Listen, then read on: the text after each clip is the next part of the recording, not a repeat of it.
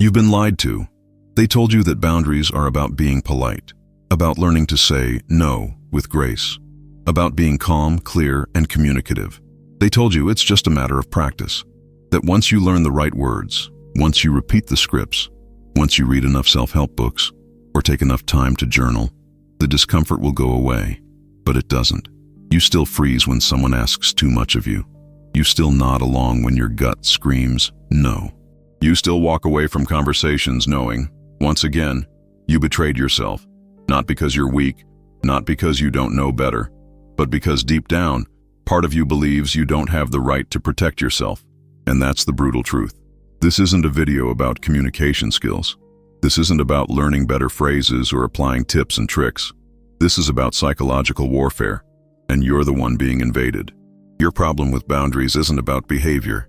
It's about identity. And until you confront the parasite sitting at the core of who you think you are, you will keep folding, retreating, softening yourself just enough to be acceptable, just enough to survive. This message is not for people who still want to be liked. It's not for people who think they can solve their self-worth by meditating or manifesting. This is for those who are starting to see it. The chronic self-abandonment, the involuntary smile, the stomach ache when you're about to speak your truth, the sick relief you feel when someone cancels plans, not because you're lazy, but because now you don't have to disappoint anyone. You've spent your whole life making room for others, but never learned how to hold space for yourself. And every time you try, your body panics, because it's never felt safe to be the border instead of the bridge. Here's the part they won't tell you. Setting boundaries will not make you feel empowered at first. It will make you feel guilty, exposed, like a fraud. And that's not because boundaries are wrong.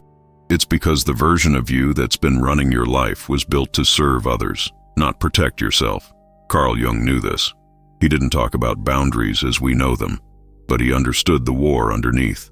The conflict between the persona, the mask you wear for others, and the shadow. The part of you you've been taught to suppress, the part that knows how to say no, the part that dares to take up space, the part you've buried so deep you forgot it ever existed, but it remembers you. If you're still trying to fix your boundaries without confronting your identity, you're wasting your time. You're trying to reinforce the gates of a castle you don't even believe you're allowed to own. This isn't going to be comfortable, but neither is the life you've been living. Quiet, contorted, obedient. The war has already started. This video is how you fight back. Imagine a borderless country. No gates, no walls, no guards, no customs. Anyone can walk in, stay as long as they want, take whatever they please, and leave without consequence. At first glance, it might seem peaceful, welcoming, generous, open-hearted. But give it time. That country begins to erode. Resources are drained. Culture is diluted. Identity dissolves. What was once a sovereign territory becomes a playground for invaders. That country is you. And the invaders? They're not just people. They're patterns, expectations, emotional demands, scripts handed to you by parents, teachers, partners, friends, and society at large. Scripts that tell you, be agreeable, be accommodating, be useful, or be abandoned. This is not a metaphor about emotional intelligence. This is about sovereignty. And the brutal truth is this: most people don't struggle with setting boundaries. They struggle with believing they deserve to have them in the first place. Carl Jung would call this a war between the persona and the shadow. The persona is the version of yourself that you've crafted to survive. It's the smile that hides the rage, the nod that masks disagreement, the calm tone you use when you want to scream. It is everything you've been taught is acceptable. Everything that earns you love, approval, and safety, or at least the illusion of it. But beneath that, persona is the shadow. Not evil, not broken, just repressed. It holds all the instincts you had to suppress in order to be accepted, including the one that says no, including the one that says, this is mine. You don't get to take it. Jung didn't see the shadow as a flaw. He saw it as necessary, not to be destroyed, but integrated. Because without it, you are fragmented. You become a shell of usefulness, a tool for others, a citizen with no country of your own. And here's where it gets worse. The longer you suppress the shadow, the more violent it becomes when it finally erupts. You don't become peaceful, you become resentful. You don't become kind. You become manipulative. You say yes on the surface while screaming internally. And the people around you start to sense the instability. They either exploit it or flee from it. This is why niceness is often just socially acceptable self-betrayal. Your boundaries fail not because you don't know what to do, but because you are constantly at war with yourself. One part of you wants to be liked, the other wants to be free. One part wants peace, the other wants justice. And because you were never taught how to hold both, you collapse. You choose the mask. You abandon the truth. Let's be clear. No amount of therapy tricks, communication tools, or I statements will work if your inner system still believes that being disliked equals danger. That belief lives deep in the shadow, in the child that learned love is earned through sacrifice, through silence, through disappearing. And every time you try to set a boundary, that child panics. It doesn't matter how old you are now. That internalized child still holds the blueprint for your emotional survival. And unless you consciously rewire it, unless you deliberately choose to give the shadow a seat at the table, you will remain stuck in the cycle. Self-abandon, resentment, guilt, apology, repeat. This is not just psychology, this is warfare. And the battlefield is your nervous system. Every time you say no, your heart races. Every time you hold the line, your breath shortens. Every time you choose yourself, your body interprets it as danger, because for years, choosing yourself was dangerous. It meant disapproval, rejection, being seen as selfish, being told you're too much, too cold, too distant, too hard to love. But here's the brutal paradox. The longer you try to be lovable by abandoning yourself, the more unlovable you feel. Jung warned that whatever you suppress will rule you from the shadows. That includes your rage, your assertiveness, your sacred no, the self that refuses to be exploited. If you do not invite those parts into your identity consciously, they will emerge unconsciously, chaotically, destructively. So stop trying to be good. Start trying to be whole. Because wholeness includes fire. It includes the version of you that doesn't ask for permission. The one that knows where you end and others begin. The one that understands that protecting your inner country isn't cruelty. It's strategy. You cannot heal your boundaries without reconfiguring your relationship to power. You are not here to be a servant of expectations.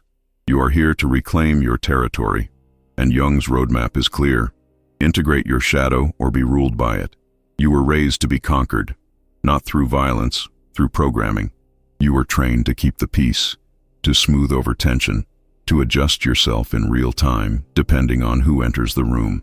That's not compassion. That's control. And it's not yours.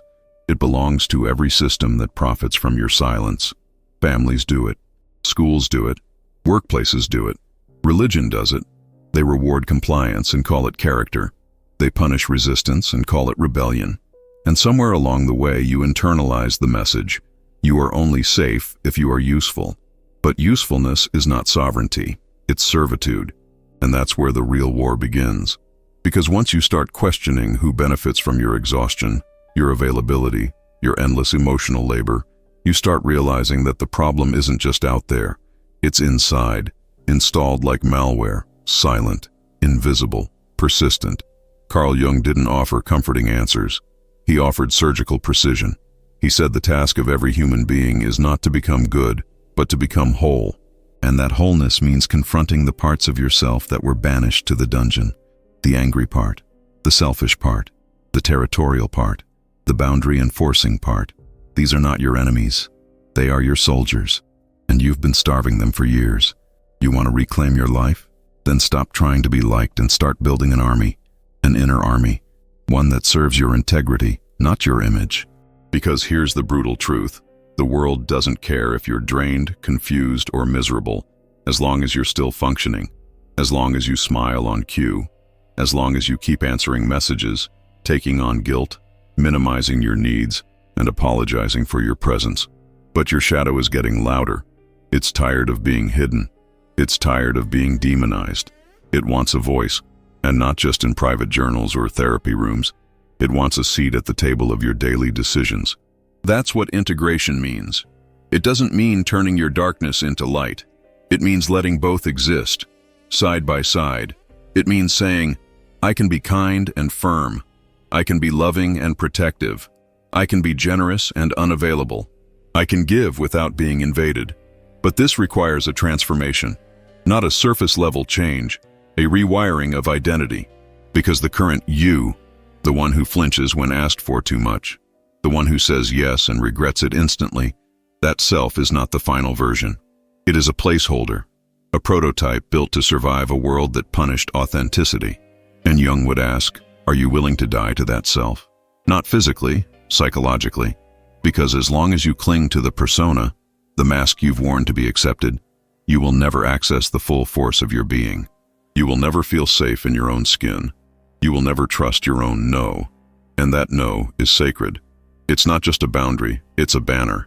A declaration of war against everything that taught you were not allowed to exist fully. It is a line in the sand that says, this is where I begin, and if you step over it, there will be consequences. This is the kind of inner power the world fears. Not rage, not aggression, but sovereignty.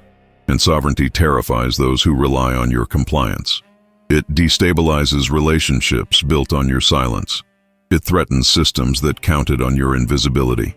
That's why reclaiming your boundaries feels like betrayal.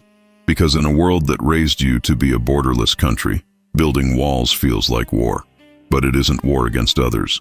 It's war against the internalized enemy, the part of you still begging for permission to exist. Jung's model of integration isn't a self-help trend. It's a revolution. It's what happens when you stop performing and start commanding. When you stop pleasing and start choosing. When you stop apologizing and start occupying. This is your terrain, your country, your mind, your life. No one else gets to govern it, unless you let them. And so far, you've let them. But now, you build the gate. You train the guard. You draw the line. Not because you're cruel, but because you're finally awake. You don't notice the war right away, because it doesn't look like combat. It looks like being tired all the time but never saying no. It looks like crafting a perfect message for hours, just to make sure it doesn't sound rude. It looks like over-explaining your decisions, apologizing before you've even finished a sentence, smiling when you're uncomfortable, offering help while silently screaming for space. You think you're just being kind, but you're not. You're bleeding out slowly and calling it generosity. Look closer. Every time you answer a call you didn't want to take, that's a tiny surrender. Every time you say yes to an invitation that makes you nauseous, that's a troop crossing your inner border.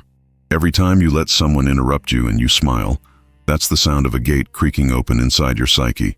And you justify it all with stories. It's not a big deal. I don't want to make a scene. They're just going through something. I can handle it. You normalize your own invasion. But what you call flexibility is often just fear. What you call understanding is usually self-erasure. And what you think is maturity might actually be decades of emotional manipulation internalized into a default setting. The worst part, you get praised for it. People love how chill you are, how easygoing, how nice. They celebrate your destruction because your compliance makes their lives easier. And so you confuse being liked with being respected, being accessible with being loved, being quiet with being safe. That confusion is the first casualty in this war. And until you see these micro-surrenders for what they are, acts of quiet self-betrayal, you will continue to walk through life thinking you're at peace, when in fact, you're occupied. You've probably tried to fix this. You read the books. You watched the videos. You learned how to say I statements and set clear expectations. You were told to stay calm, breathe deeply, and speak your truth. You may have even practiced in the mirror. But the moment someone crosses your line, you freeze, your throat closes, your brain short-circuits, and later you replay it all, disgusted with how small you became again. Why? Because the problem isn't technique, it's terror. You're not dealing with a communication issue. You're dealing with a trauma imprint, a system that, since childhood, linked honesty with punishment, boundaries with abandonment, conflict with danger. Somewhere deep in your wiring, standing up for yourself means risking everything. So when you're told to just say no, your body interprets that as a death sentence. No tip or script can override a belief that's been carved into your nervous system over years of conditioning. And that's what conventional advice refuses to touch, the root. You weren't trained to be clear. You were trained to be pleasing. You weren't taught to protect yourself. You were taught to be adaptable at any cost. That's why just communicate is a lie. It assumes safety. It assumes you believe you're allowed to take up space, that people will listen, that you'll still be loved afterward. But you don't believe that. Not really. You're rehearsing self-assertion in a war zone, with no armor, no backup, and no exit strategy. That's why it fails. Because before you learn to speak, you must learn to belong to yourself, and no polite phrase book can do that for you. This isn't about confidence, it's about conditioning. You've been conditioned to hesitate, to defer, to shrink, and that conditioning won't dissolve through motivation or affirmation. It requires a new operational system, one built through practice, discomfort, and strategic self-loyalty. The first step is brutal. Stop seeking comfort. Every time you prioritize being comfortable, you reinforce the old program, the one that says you must avoid tension at all costs. But tension is the battlefield where sovereignty is forged. Start with micro decisions, not big dramatic gestures, but tactical refusals. Say no to the small requests that drain you. Decline invitations without explanation. Let people feel disappointed, and do nothing to rescue their feelings. The goal is not cruelty. The goal is exposure therapy. You are retraining your nervous system to withstand the guilt, the silence, the tension. You are proving, again and again, that discomfort will not kill you, that your value does not come from compliance, that you can disappoint someone and still exist. Then comes phase 2. Track the cost. Every time you say yes when you meant no, write it down. Document the resentment, the exhaustion, the anxiety. Make the price visible. Because as long as the cost stays invisible, you will keep paying it unconsciously. Next, ritualize the confrontation. Pick one moment every day to consciously choose yourself. One boundary, one pause, one decision that honors your truth. Anchor it in habit. Make it sacred. Because sovereignty isn't a feeling. It's a ritual of remembrance. You're not building confidence. You're building command. And that starts with one brutal truth repeated until it rewires everything. I do not exist to be digested. The moment you reclaim your power, the world pushes back. Not because you're wrong, but because you've changed the terms of the contract. The quiet, invisible contract that said, you get access to me, as long as I don't make you uncomfortable. That contract dies the moment you build a gate. And when it does, people flinch. They question you, challenge you, accuse you. You've changed. You're selfish now. You're so cold. You're not like you used to be. No, you're not. Because who you used to be was a performance. Carl Jung called this tension inevitable. The clash between the persona, the mask you wear to survive, and the shadow, the power you buried to be accepted. The persona wants peace. The shadow wants justice. The persona wants safety. The shadow wants truth. And to reclaim your boundaries, you must hold both, without apology. But the outer world has its own forces. Machiavelli would call them fortuna, luck, chaos, pressure, instability. The unpredictable force that tests your resolve. The storm that arrives just as you're beginning to rebuild. You can't control fortuna, but you can develop virtù, inner force, decisiveness, ruthlessness when necessary. Not cruelty, not arrogance, but strategic strength. Virtù is what says, yes, you're uncomfortable, and I'm not backing down. Virtù is what lets you walk away from approval and keep walking. Virtù is the internal general that doesn't beg for peace, but prepares for resistance. Without it, your boundaries are made of sand. With it, they become stone. You don't need the world to cooperate. You need to become the kind of person who doesn't flinch when it doesn't. Now that you've drawn the line, you must defend it. Because the first boundary is a declaration, but the second, third, and 10th are proof. And make no mistake, they will be tested. People will push, prod, guilt, manipulate, not always maliciously, often unconsciously, because you've trained them. And now, you're untraining them. So here's the first advanced strategy. Expect resistance, and meet it with ritual, not reaction. When someone pushes, do not explain. Do not justify. Do not collapse. Repeat the line. Calm, cold, consistent. They are not asking for a reason. They are testing for weakness. Don't give it to them. Second, Build silence into your strategy. When in doubt, don't speak. Don't rush to fill the air with apologies, qualifiers, or softeners. Let the silence stretch. Let it make them uncomfortable. That discomfort is power shifting back into your hands. Third, use detachment as armor. Your boundary is not a referendum on your worth. It's not an invitation to debate. It's a fact, like gravity. You do not need to feel confident to act in alignment. Let the body shake. Let the guilt come. Act anyway. Fourth, fortify with clarity. Have pre-decided responses, written scripts. Not to make you robotic, but to train your nervous system. When your brain freezes, the body will remember. Strategy replaces panic. Fifth, audit your alliances. If someone only liked you when you were convenient, they were never with you. They were with your compliance. Let them leave. Let them talk. Let them twist it. That's not betrayal. That's purification. This is the cost of command. But the reward? You stop living like a guest in your own life. Now you choose. You've heard the truth. You've seen the war. You know the strategies. There is no more hiding behind ignorance, confusion, or politeness. You either act or admit you prefer captivity. And let's be clear, no one is coming to save you. Not your therapist, not your friends, not a book or video or revelation. You are the gate. You are the guard. You are the state. So here's the demand. Declare your return. Right now. In the comments. In your journal. In your mind. Wherever you must. But do it clearly, without shame, without delay. Write, I am the border. Because that's what you are. Not a bridge. Not a buffer. Not a sponge for other people's guilt. You are the edge, the line, the place where your world ends and theirs begins. If you don't claim that role, someone else will, and they won't ask permission. They'll govern your schedule, your emotions, your availability, your body, your voice, until nothing is left but a smile and a headache. No more. You don't need to be fearless. You need to be committed. Committed to discomfort. Committed to truth. Committed to losing what was never real, so you can become what always was. This is your country. Defend it. Your silence is no longer holy. Your exhaustion is no longer noble. Your softness is no longer for sale.